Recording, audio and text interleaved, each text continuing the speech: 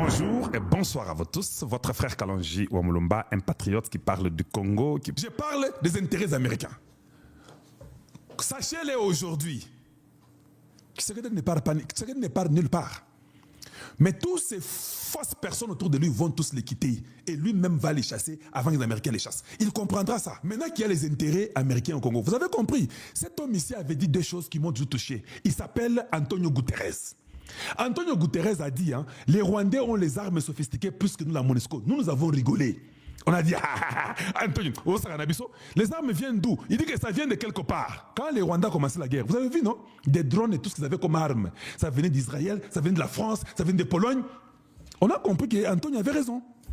Qu'ils n'avaient pas beaucoup d'armes qui pouvaient les aider. Deuxième chose, il n'y a pas 2 mois et demi, c'est presque 3 mois, on demande à Antonio Guterres, est-ce que les M23 avec les AFC vont arriver à Kinshasa? Antonio dit, je ne vois pas comment ils vont arriver à Kinshasa. Les gens ont encore rigolé. Mais ça qui est tombé, Goma est tombé, Bukavu est tombé. Il est en train de nous flouer. Qu'est-ce qu'il raconte là? Non, il ne nous flouait pas. Il a dit qu'il ne voit pas comment ils vont arriver. Parce qu'Antonio Guterres est secrétaire des Nations Unies. Il est en contact avec tout le monde. Il connaît la force de la France, il connaît la force des Qataris, il connaît la force de tout le monde, du Rwanda, de l'Ouganda, il connaît tout le monde. Des Américains. Quand il regarde dans son répertoire, il ne voit pas comment les M23 vont arriver à Kinshasa. Il n'avait pas menti. Famille n'a pas Boulos a dit, on leur a demandé de ne plus toucher parce que même le marché mondial a été touché pour l'étain. Bazonga. Les M23 Bazonga. Maintenant que les bandonotes c'est dans les Katanga, non? Dans les grands Katanga.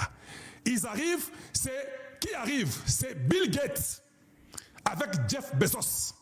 Entre-temps, il y a Elon Musk. Ils arrivent. C'est ce qu'on appelle l'intérêt américain. Maintenant, les Américains vont protéger leurs intérêts au Congo. Moi, je vais vous dire ceci. Ces gens-là vont venir à une quantité exponentielle. Ça va vous dépasser, vous tous. Vous aurez 3 jobs, crois-moi. Mais nous ne voulons pas seulement que nous puissions perdre. Que nous soyons très stupides, qu'on ait moins que ce que nous, what we deserve. Ou bien ce qui est de droit pour nous. C'est ça mon seul souci.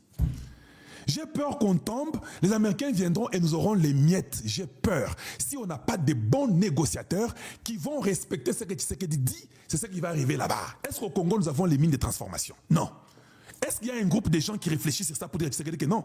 Voilà, pour que nous puissions ravir ça aux Rwandais. Voilà le code minier dit. Ceci et cela. Voilà comment on va faire ça.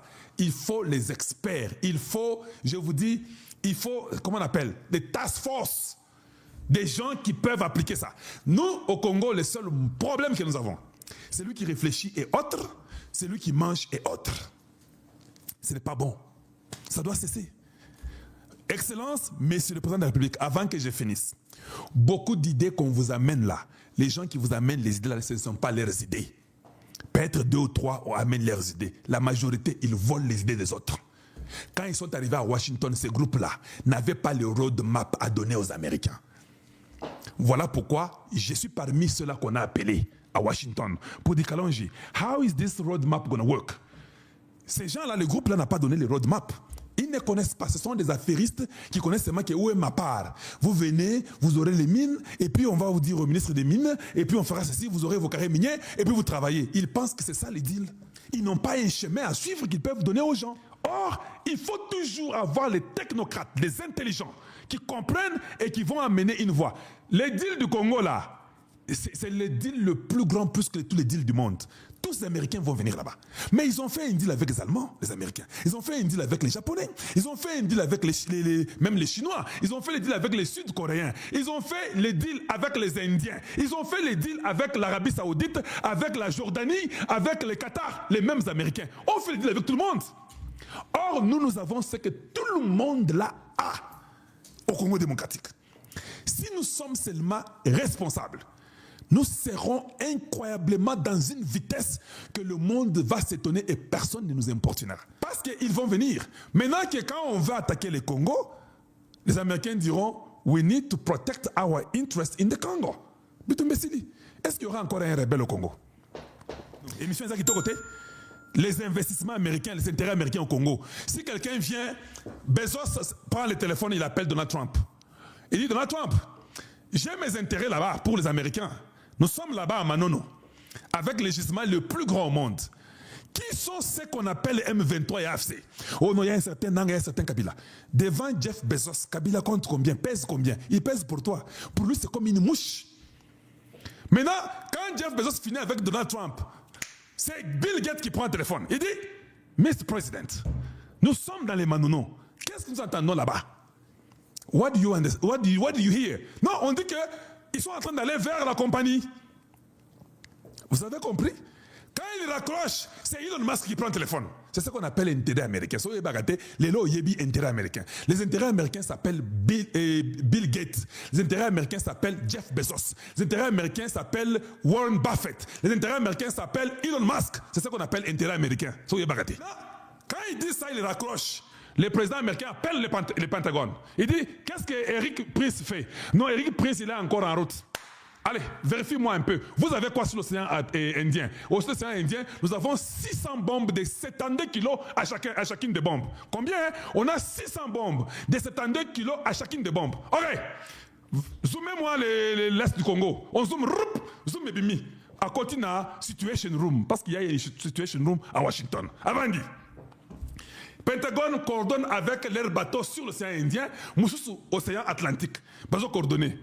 Bazumé. Naniwana. Bamoni ke mutumokona mandevu au Kombo à Kabila. Azawapi. Oh, il est là-bas vers Bukavu. Papa. Oh non, un autre mandevu au Nanga. Ndenge bako Panzabino. Hey, Yonde Saramboué. C'est historique. Oh non, il y a un certain Macron. Macron va faire quoi? Et avec Kagame. Vous rêvez. La bombe parallèle peut taper à Kigali. Na Kagame, tout c'est fini, l'histoire. Mobutu n'a pas fui au Congo. Mobutu avec les Américains, non, ils ont dit que Bill Richardson, qui est déjà mort, est venu, il a dit, hein, you gotta go. Mobutu est parti à Nice, il est revenu, il ne voulait pas comprendre. On lui a dit qu'il faut partir. Mais quand ça a commencé, les Français sont venus l'aider. Est-ce que les Français sont venus l'aider? Je pose seulement la question. Et puis ils ont même refusé qu'il rentre en France. Ils ont dit que non, on va appeler pour toi le président et Adema du Togo. C'est notre gare là-bas. Lui, il va te prendre. Mobutu na Togo. À comme na Togo, les Togolais ouvrent les yeux.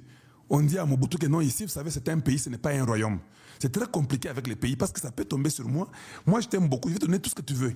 Mais laisse-moi appeler aussi un peu le roi Hassan II du Maroc. Lui, peut-être, ça peut marcher. Babengi. C'est comme ça que Mobutu est parti au Maroc parce que c'était un royaume. Vous allez faire quoi? Pour que les royaumes tombent, ce n'est pas facile. Voilà les intérêts américains au Congo. Ça commence à venir. Allez-y travailler. Soyons transparents. Que le président Tshisekedi envoie encore des signaux forts. Il n'y a pas quelqu'un qui est plus fort. Le seul que nous avons élu au Congo, c'est Tshisekedi. C'est lui qui est le président du Congo. C'est lui qui a les derniers mots.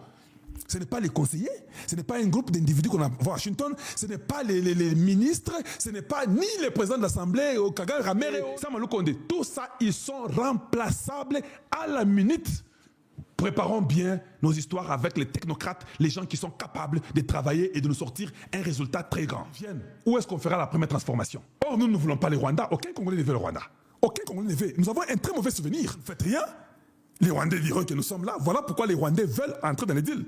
Dans leur deal qu'ils ont écrit, que j'ai eu l'écho, que dans leur deal, ils disent que non, nous avons les usines ici de transformation. Or, les usines de transformation du Rwanda sont les usines de sang des Congolais. Il faut qu'on ait des gens qui vont dire aux Américains que non, non, non, non, non. Les minéraux congolais, aller dans les usines de sang pendant 30 ans, non, ça ne peut pas marcher. Mieux vaut encore Bosoka Mabele aux États-Unis directement. Ou vous laissez les Japonais venir mettre des entreprises, des industries ici au Congo.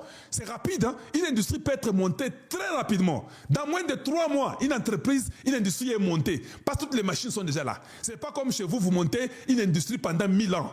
Ou une industrie qui s'est met la pierre, et puis après, déjà Kabila met la pierre de l'aéroport d'Indjili. Tilelo.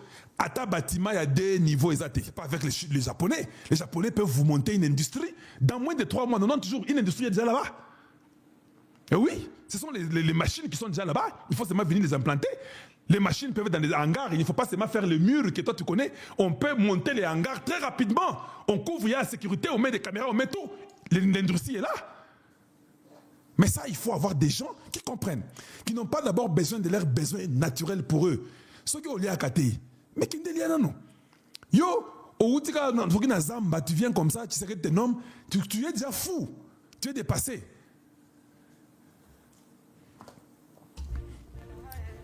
Merci de nous avoir suivis.